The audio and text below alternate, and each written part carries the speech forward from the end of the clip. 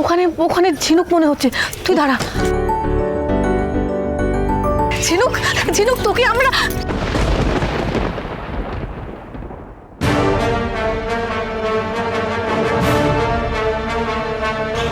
তুমি বসু মল্লিক বাড়ির ছেলে তুই, বসু মল্লিক বাড়ির ছেলে তুই, এতটা দুর্বল, এতটা কাওয়ার্ড। আর তুই তুই এখনো মুখে কুলু পেটে থাকবি? তোর বুক ফেটে যাচ্ছে, তবুও তোর মুখ থেকে একটা কথা বেরোবে না। আরে কি হয়েছে? সমুদ্র, সমুদ্র প্লিজ কথা বলতে কেন চুপ করে আছিস? কেন বলছিস না যে তুই তুই ঝিনুককে ভালোবাসিস? দাদা ভাই, যেদিন প্রথম আমি ঝিনুককে দেখি সেদিন থেকে আমার ওকে খুব ভালো লাগে।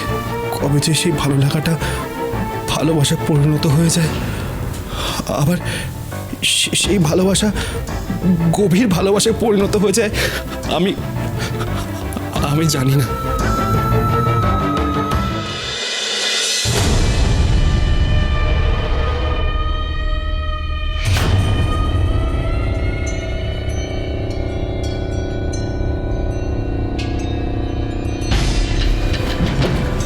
ম্যাডাম ম্যাডাম ম্যাডাম ম্যাডাম আপনার নাম ঝিনুক আচার্য? হ্যাঁ, কিন্তু আপনি? হ্যাঁ, আমাকে কোচ স্যার পাঠিয়েছেন। ওদিকে তো সব স্টেশনের উদ্দেশ্যে রওনা দিয়ে দিয়েছে। আমাকে কোচ স্যার বলুন আপনাকে গাড়িতে করে পৌঁছে দিতে। তাড়াতাড়ি আসুন ম্যাডাম, নাহলে ট্রেনটা মিস হয়ে যাবে। আসুন আসুন, আমাকে ব্যাগটা দিন। আসুন আসুন আসুন আসুন আসুন আসুন আসুন ম্যাডাম, আসুন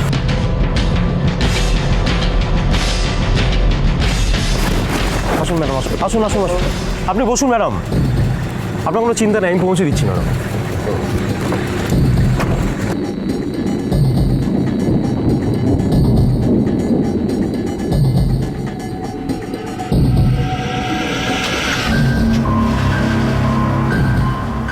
হ্যাঁ হ্যাঁ, আমি ঝিনুককে ভালোবাসি, আর ওর জায়গা কোনোদিন কাউকে দিতে পারবো না। এই কথাটা বলতে, মানে নিজের দাদাকে বলতে তোর এত সময় লেগে গেল কেন?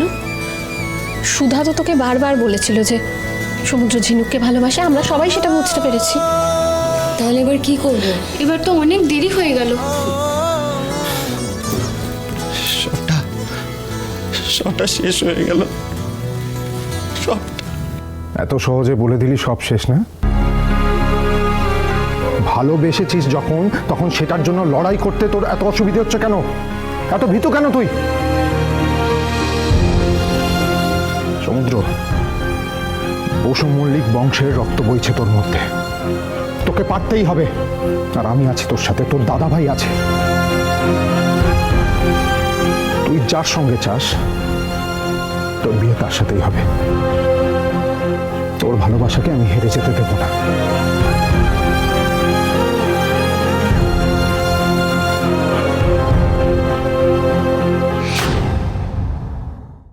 শুভ বিবাহ প্রতিদিন রাত 10:30টায় স্টার জলসায়।